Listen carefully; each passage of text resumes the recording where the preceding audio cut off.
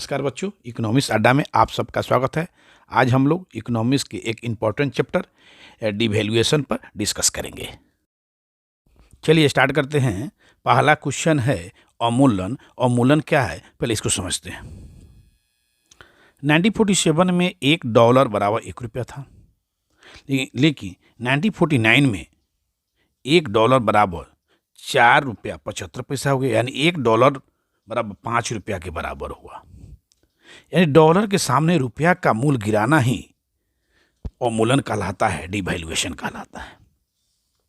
जैसे पहले 1000 रुपया का कोई वस्तु था तो अमेरिका के हम बेचते थे तो अमेरिका भी हमको 1000 रुपया डॉलर देता था। लेकिन डिवैल्यूएशन होने के बाद जब हम 1000 की वस्तु अमेरिका को देंगे तो अमेरिका हमें $200 देगा। अगर वहीं हम 500 रुपया का कोई सामान अमेरिका से मंगाते हैं तो मुझे 2500 रुपया हम लोग को देना पड़ेगा। यानी डिवैल्यूएशन से ये प्रतीत होता है कि डिवैल्यूएशन से हुआ कि जो सामान खरीदेंगे या जो सामान इंपोर्ट करेंगे वो महंगी होगी और जो सामान एक्सपोर्ट करेंगे वो सस्ती होगी। जैसे इंडिया में 5000 का मोबाइल है, हम अमेरिका को दे रहे हैं तो अमेरिका हमें 1000 रुपया डॉलर देगा। यानी पहले जब अवमूल्यन नहीं हुआ था तो उस समय 5000 का मोबाइल को अमेरिका $5000 देता था। जब डिवैल्यूएशन हो गया तो 5000 के मोबाइल का कीमत अमेरिका के पास $1000 हुआ। इसका मतलब हुआ हमारा एक्सपोर्ट सस्ता हो गया। वहीं अमेरिका से अगर हम 5000 का मोबाइल हम मंगाते हैं तो उसको हम 25000 रुपये देना पड़ेगा। इसका मतलब इंपोर्ट महंगा हो गया। तो इन डिवैल्यूएशन क्या है? डॉलर के मुकाबले रुपया का कमज़ोर होना, एकदम बिल्कुल सही बात है। बी में है अन्य मुद्राओं की तुलना में स्वदेशी मुद्रा के मूल्य को घटा देना, ये भी सही है। जैसे मान लीजिए $1 बराबर ₹1 था तो इसके सामने $1 बराबर ₹5 कर देना, यानी विदेशी मूल्यों को अन्य मुद्राओं की तुलना में स्वदेशी मुद्रा के मूल्य को कमज़ोर करना। उसके मुद्रा के मूल्य में गिरावट बिल्कुल सही है, यानी सभी के सभी ये सही है अवमूल्यन के बारे में। दूसरा क्वेश्चन है कि अवमूल्यन से निर्यात पर क्या प्रभाव पड़ता है। निर्यात सस्ता हो जाता है, निर्यात सस्ता हो जाता है, आयात सस्ता हो जाता है, आयात निर्यात दोनों सस्ता हो जाता है। अब निर्यात जैसे 500 रुपया का कोई माने वस्तु है तो अमेरिका को अब डिवैल्यूएशन होने के बाद अमेरिका को हमको अब 100 रुपये में देना पड़ेगा, क्योंकि 5 रुपया बराबर एक डॉलर हुआ है। तो जो 500 की वस्तु है मुझे अमेरिका को 1000 में देना पड़ेगा, तो वो क्या हुआ, निर्यात हमारा सस्ता हो जाएगा। और अमेरिका में अगर अमेरिका में 100 रुपया की वस्तु है तो मुझे 500 रुपया देकर अमेरिका से खरीदना होगा, यानी आयात महंगा हो जाएगा। अवमूल्यन से आयात पर क्या प्रभाव पड़ता है? तो आयात का होगा, आयात महंगी हो जाएगी, क्योंकि जब हम कोई सामान मंगाएंगे तो जो 1000 का सामान है अमेरिका से मंगा रहे हैं तो मुझे अब इसके 5000 रुपया देना पड़ेगा, तो ऑलरेडी महंगा हो जाएगा।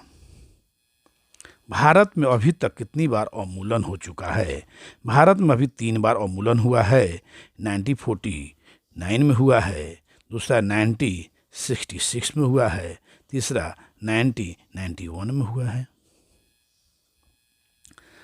भुगतान संतुलन, बैलेंस ऑफ पेमेंट की स्थिति सुधारने में कौन सहायक है? और बैलेंस ऑफ पेमेंट क्या होता है, पहले उसको जानते हैं। जर्मनी है, फ्रांस है, जर्मनी है, ब्रिटेन है, कनाडा है, ये सब देश है। इंडिया इन लोगों से इंपोर्ट करता है और इन लोगों से एक्सपोर्ट भी करता है। ये सब कंट्री से इंपोर्ट एक्सपोर्ट दोनों करता है। मान लीजिए इंडिया 2022 में 20,000 रुपये का इंपोर्ट किया और 2022 में इंडिया 12,000 का एक्सपोर्ट किया। तो ये बैलेंस ऑफ पेमेंट का होता है जो इंपोर्ट और एक्सपोर्ट के बीच में जो अंतर होता है वही बैलेंस ऑफ पेमेंट कहलाता है। बैलेंस ऑफ पेमेंट का मतलब होता है साल में आपने एक साल में कितने वस्तुएं खरीदी और कितने वस्तुएं बेची, यानी साल भर का हिसाब करना ही बैलेंस ऑफ पेमेंट कहलाता है। तो बैलेंस ऑफ पेमेंट हुआ कि साल में एक साल में हमने कितने वस्तुओं को एक्सपोर्ट किया और कितने वस्तुओं को इंपोर्ट किया, इसका लेखा जोखा रखना ही बैलेंस ऑफ पेमेंट कहलाता है।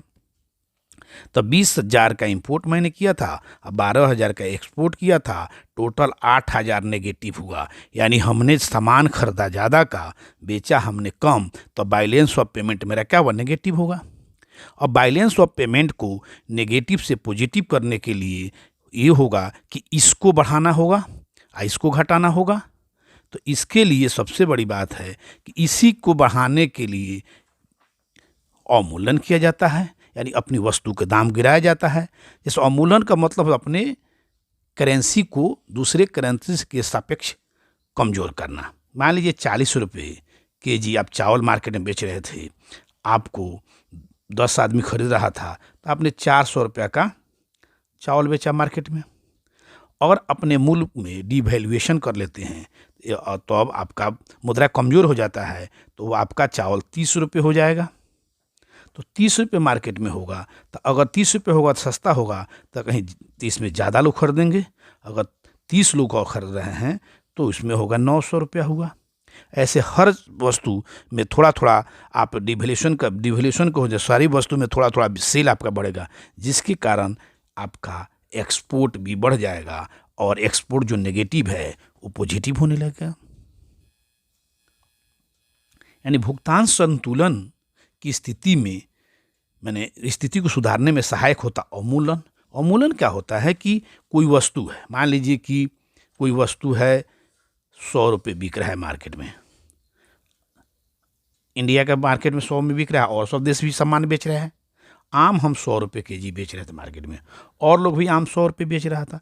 तो हमारा डिवैल्यूएशन करने का मतलब कि मैंने पैसा को डिवैल्यूएट कर दिया, कमज़ोर कर दिया, तो ये 100 रुपये का सामान मार्केट में 80 रुपया हो गया।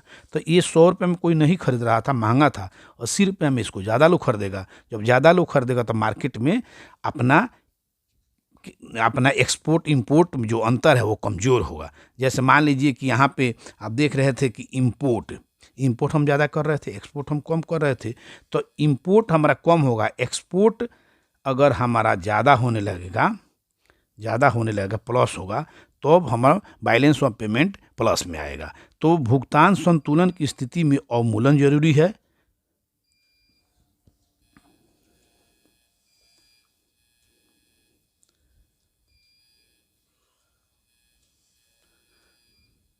छठा क्वेश्चन है, किसी देश का अन्य देशों के साथ मौद्रिक आदान प्रदान वार्षिक लेखा जोखा क्या कहलाता है। यानी कह रहा है कि किसी देश के साथ मौद्रिक पैसा का आदान प्रदान वार्षिक लेखा जोखा क्या कहलाता है कि कितना रुपया का इंपोर्ट हुआ और कितना रुपया का एक्सपोर्ट हुआ, इसका लेखा जोखा रखना भुगतान संतुलन कहलाता है।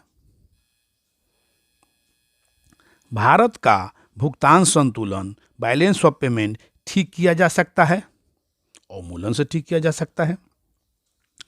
निर्यात को बढ़ा दो, मान लीजिए निर्यात आपका 12,000 रुपया हो रहा था, तो इसको बढ़ा दीजिए, इसको 20,000 कर दीजिए। आयात को कम कर दीजिए, आपका आयात 20,000 का कर रहे थे ना, तो आयात को के इसको लाइए 10,000 पर लाइए, उपयुक्त सभी। 8 में है कि सरकार किसको बढ़ावा देने के लिए मुद्रा का अवमूल्यन करती है। मैं पैसा के करेंसी की वैल्यू क्यों घटाती है, किसको बढ़ावा देने के लिए, राष्ट्रीय इनकम नहीं, बचत नहीं, निर्यात को बढ़ाने के लिए। जैसे मान लीजिए कि आप बताए हैं कि आपका चावल 40 रुपये मार्केट में बिक रहा है आपको और सभी चावल बिक रहा है, तो आप कंपटीशन में जाना चाहते हैं कि हमारा मार्केट में सामान ज़्यादा सेल हो, तो थोड़ा इसको सस्ता करेंगे। जब सस्ता करेंगे, मान 30 रुपये कर देंगे, यानी अवमूल्यन करना मतलब सस्ता करना, मैंने अवमूल्यन करना मतलब अपने प्राइस का दाम घटाना, अपने मूल्य, अपने करेंसी का वैल्यू को घटा देना। यानी अब मान लीजिए कि 100 रुपये कोई वस्तु है, आपने 20 रुपये अवमूल्यन कर दिया, तो 80 रुपये में वस्तु के जी हो गया। तो जो 100 रुपये के जी था, लोग नहीं खरीदा, 80 रुपये के जी होगा तो ज़्यादा लोग खरीदेगा, तो निर्यात ज़्यादा करेगा आपके पास से लोग। भुगतान संतुलन में सुधार हेतु क्या किया जा सकता है? भुगतान संतुलन को सुधार का मतलब क्या? भुगतान संतुलन को हुआ कि इम्पोर्ट और एक्सपोर्ट, जैसे मान ली इम्पोर्ट सामान मंगाए हमने, मान ली सामान मंगाए हम 200 का, हम एक्सपोर्ट किए, बेचे सामान कितना, हम बेच रहे हैं 180 का, तो 20 रुपया जो माइनस में है, इसको घाटा जो है, इसको हम कैसे घाटा को सुधारेंगे? इसके लिए क्या करेंगे कि आयात को नियंत्रित करेंगे। जो आयात सामान मंगा रहे हैं, ये सामान जैसे 20,000 का मंगा रहे थे, तो इसको हम सोचेंगे इसको कम करके 15,000 तक करें। निर्यात को प्रोत्साहन करेंगे, जो निर्यात अपना 12,000 रुपया था, इसको हम सोचेंगे 20,000 रुपया हो। अवमूल्यन कर देंगे, जब मान लीजिए अवमूल्यन कर देंगे, यानी सभी अवमूल्यन करने का मतलब है जो कोई वस्तु 100 रुपया के जी मार्केट में बिक रहा है, उसको अवमूल्यन कर देंगे, 25% अवमूल्यन कर देंगे, तो 75 रुपया हो जाएगा। कोई सामान 75 रुपया, कोई सामान हम मान लीजिए कि सेब 100 रुपये के जी बेच रहे थे उसको मार्केट में, और उसको 75 रुपये के जी बेचेंगे, तो स्वाभाविक बात है कि उसमें थोड़ा सा सेलिंग बढ़ जाएगा। अगर आप लोग को अच्छा लगा हो तो लाइक और सब्सक्राइब कीजिए। Thank you.